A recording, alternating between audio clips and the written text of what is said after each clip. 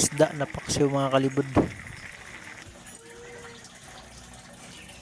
So itong isda na to nilinisan ko na, at itong kawali lagyan ko ng dahon ng pitsay ipailalim ko, lagyan ko ng suka at saka bawang, at saka itong sibuyas, siyempre asin.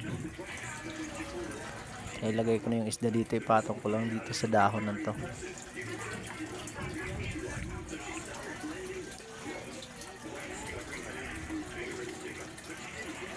Hindi ko alam ang tawag sa isda na to, pero alam ko masarap to.